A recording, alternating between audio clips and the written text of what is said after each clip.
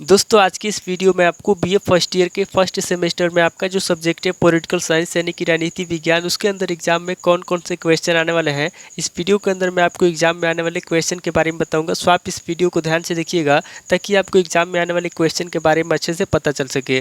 तो ये बिना किसी देरी के हम लोग शुरू करते हैं और पॉलिटिकल साइंस के अंदर एग्जाम में जो भी क्वेश्चन आने वाले हैं उन आने वाले क्वेश्चन के बारे में जानते हैं। तो यहाँ पे सबसे पहले हम लोग लघु उत्तरीय प्रश्नों के बारे में जानेंगे। तो लघु उत्तरीय प्रश्नों में पहले प्रश्न की बात की जाए तो यहाँ पे आपका पहला प्रश्न दिया हुआ है, भीष्म के अनुसार राजा के कर्तव्य बताइए। पहला प्रश्न कह रहा है जो भीष्म है, यहाँ पे आपको भीष्म के अनुसार राजा के कर्तव्य बताना है। अब वाली क्वेश्चन की बात की जाए तो यहाँ पे आपका दूसरा क्वेश्चन दिया हुआ है, कैबिनेट मिशन योजना पर संक्षिप्त टिप्पणी लिखिए। दूसरा क्वेश्चन कह रहा है जो कैबिनेट मिशन योजना है, यहाँ पे आपको कैबिनेट मिशन योजना पर संक्षिप्त टिप्पणी लिखना है। अब वाली क्वेश्चन की बात की जाए तो यहाँ पे आपका तीसरा क्वेश्चन दिया हुआ है, नागरिकता के अर्थ को स्पष्ट कीजिए। तीसरा क्वेश्चन कर रहा है जो नागरिकता है उसका क्या अर्थ है, यहाँ पे आपको नागरिकता के अर्थ को स्पष्ट करना है।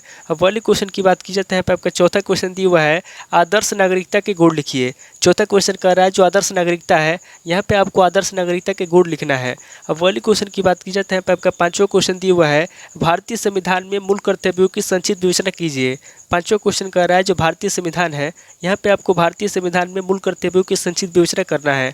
अब वाली क्वेश्चन की बात की जाए तो यहाँ पे आपका छठा क्वेश्चन दिया हुआ है, शोषण के विरुद्ध अधिकार अनुच्छेद 23 और 24 का उल्लेख कीजिए। छठा क्वेश्चन कर रहा है जो शोषण के विरुद्ध अधिकार अनुच्छेद 23 और 24 है, यहाँ पे आपको अनुच्छेद 23 और 24 का उल्लेख करना है। अब वाली क्वेश्चन की बात की जाए तो यहाँ पे आपका सातवां क्वेश्चन दिया हुआ है, संविधान में संशोधन की प्रक्रिया का संक्षेप में उल्लेख कीजिए। सातवां क्वेश्चन कह रहा है जो संविधान में संशोधन की प्रक्रिया है, यहाँ पे आपको संशोधन की प्रक्रिया का संक्षेप में उल्लेख करना है।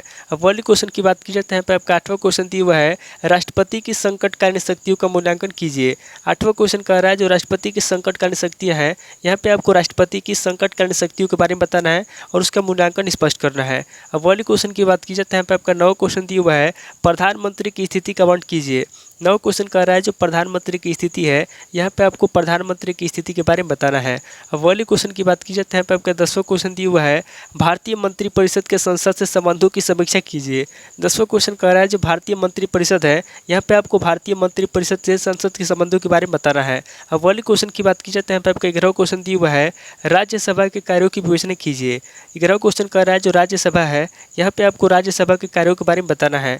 अब वाली क्वेश्चन की बात की जाए तो यहाँ पे आपका 12वां क्वेश्चन दिया हुआ है, मुख्यमंत्री के कार्यों का संक्षेप में विवरण प्रस्तुत कीजिए।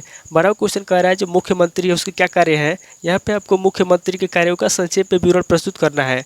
अब वाले क्वेश्चन की बात की जाए तो यहाँ पे आपका 13वां क्वेश्चन दिया हुआ है, न्यायिक समीक्षा के महत्व पर टिप्पणी लिखिए। 13वां क्वेश्चन कह रहा है जो न्यायिक समीक्षा है उसका क्या महत्व है, यहाँ पे आपको न्यायिक समीक्षा के महत्व के बारे में बताना है और उसके ऊपर आपको टिप्पणी लिखना है। अब वाले क्वेश्चन की बात की जाए तो यहाँ पे आपका 14वां क्वेश्चन दिया हुआ है, उच्च न्यायालय के क्षेत्राधिकार को बताइए। 14वां क्वेश्चन कह रहा है जो उच्च न्यायालय है उसके जो क्षेत्राधिकार है, यहाँ पे आपको उच्च न्यायालय के क्षेत्राधिकार को बताना है। अब वाली क्वेश्चन की बात की जाए तो यहाँ पे आपका 15वां क्वेश्चन दिया हुआ है, राजस्व न्यायालय पर संक्षिप्त टिप्पणी लिखिए। 15वां क्वेश्चन कह रहा है जो राजस्व न्यायालय है, यहाँ पे आपको राजस्व न्यायालय पर संक्षिप्त टिप्पणी लिखना है।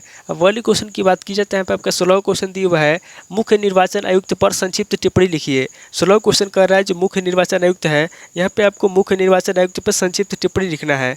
अब वाली क्वेश्चन की बात की जाए तो यहाँ पे आपका 17वां क्वेश्चन दिया हुआ है, चुनाव सुधारों में आने वाली बाधाओं पर टिप्पणी लिखिए। 17वां क्वेश्चन कह रहा है जो चुनाव सुधार है, यहाँ पे आपको चुनाव सुधारों में आने वाली बाधाओं पर टिप्पणी लिखना है। तो टोटल आपके 17 क्वेश्चन हो गए जो आपसे लघु उत्तरीय प्रश्न में पूछे जाएंगे। अब आगे हम लोग दीर्घ उत्तरीय प्रश्नों के बारे में जानेंगे। तो यहाँ पे दीर्घ उत्तरीय प्रश्नों में पहले प्रश्न की बात की जाए तो यहाँ पे आपका पहला प्रश्न दिया हुआ है, शांति पर्व में दंड नीति की अवधारणा की व्याख्या कीजिए। पहला प्रश्न कह रहा है जो शांति पर्व है, यहाँ पे आपको शांति पर्व में दंड नीति की अवधारणा के बारे में बताना है और उसकी व्याख्या करना है। अब वाले क्वेश्चन की बात की जाए तो यहाँ पे आपका दूसरा क्वेश्चन दिया हुआ है, असहयोग आंदोलन के कारणों एवं परिणामों की विवेचना कीजिए। दूसरा क्वेश्चन कर रहा है जो असहयोग आंदोलन है, यहाँ पे आपको असहयोग आंदोलन के कारणों के बारे में बताना है और उसके परिणामों की विवेचना करना है। अब वाले क्वेश्चन की बात की जाए तो यहाँ पे आपका तीसरा क्वेश्चन दिया हुआ है, 1919 के भारत सरकार अधिनियम के प्रमुख प्रावधानों का उल्लेख कीजिए। तीसरा क्वेश्चन कर रहा है जो 1919 के भारत सरकार अधिनियम है, यहाँ पे आपको 1919 के भारत सरकार अधिनियम के प्रमुख प्रावधानों के बारे में बताना है। अब वाले क्वेश्चन की बात की जाए तो यहाँ पे आपका चौथा क्वेश्चन दिया हुआ है, नागरिकता से आपका क्या तात्पर्य है, नागरिकता कैसे प्राप्त होती है और किस प्रकार विलुप्त हो जाती है। चौथा क्वेश्चन कह रहा है जो नागरिकता है, यहाँ पे आपको बताना है कि नागरिकता से आपका क्या तात्पर्य है, उसके बाद आगे आपको बताना है कि नागरिकता कैसे प्राप्त होती है और किस प्रकार विलुप्त हो जाती है। अब वाले क्वेश्चन की बात की जाए तो यहाँ पे आपका पांचवा क्वेश्चन दिया हुआ है, भारतीय संविधान में उल्लिखित राज्य के नीति निषेध तत्वों की समीक्षा कीजिए। पांचवा क्वेश्चन कह रहा है जो भारतीय संविधान है, यहाँ पे आपको बताना है कि भारतीय संविधान में जो उल्लिखित राज्य के नीति निषेध तत्व हैं, यहाँ पे आपको नीति निषेध तत्वों के बारे में बताना है। अब पहले क्वेश्चन की बात की जाए तो यहाँ पे आपका छठा क्वेश्चन दिया हुआ है, भारतीय संविधान में संशोधन प्रक्रिया की विवेचना कीजिए। छठा क्वेश्चन कह रहा है जो भारतीय संविधान है, यहाँ पे आपको भारतीय संविधान में संशोधन प्रक्रिया के बारे में बताना है।